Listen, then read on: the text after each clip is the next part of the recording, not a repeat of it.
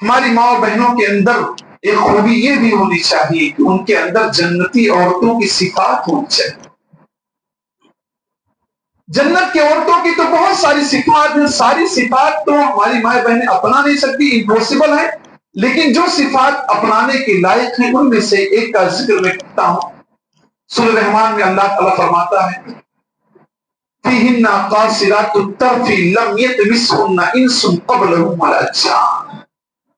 جنت کے اندر ایسی عورتیں انسانوں کو ملیں گی نا جن کی نگاہیں شوہر سے آگے جاتی نہیں، ان کے مطمع نگاہ ہر چیز کا خلاصہ ان کا شوہر.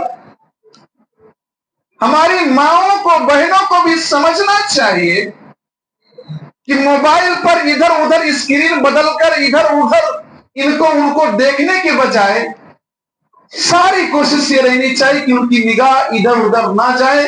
ہاں اگر دیکھنا ہے تو شوہر کو دیکھ. اور اگر کہہ دوں تو آپ لوگ ناراض مت ہو جانا، اپنی بہن بیٹیوں کو ٹرینوں میں مت بھیجو،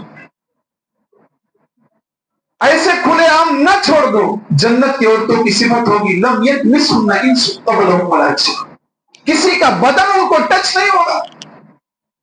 ماں اور بہنوں کو اپنے بدن کو سیکور کرنا چاہیے کہ میرے بدن کو میرے شوہر کے علاوہ کسی کا بدن ٹچ نہ ہو. کوشش کریں کہ بلا وجہ بنا کسی کام کے مارکیٹ اور بازار نہ جائیں.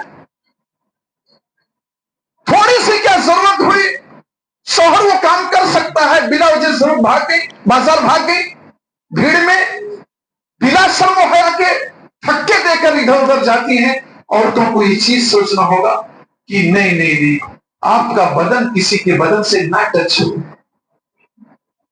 صحابیات تو ایسے چلتی تھی راستوں میں، دیواروں سے اتنا چپک کر چلتی تھی کانٹے ان کے بدن پہ لگ جایا کرتے تھے. بیچ سڑک پر چلتی اور 10 مرتبہ آٹو والا ہارن مارتا تب جا کر تھوڑا سائڈ ہوتی. ایسا نہیں ہونا چاہیے. عورتوں کی نگاہ جھکی رہے اور عورتوں کے جسم اور باڈی کو کوئی دوسرا ٹچ نہ کر چھو نہ سکے.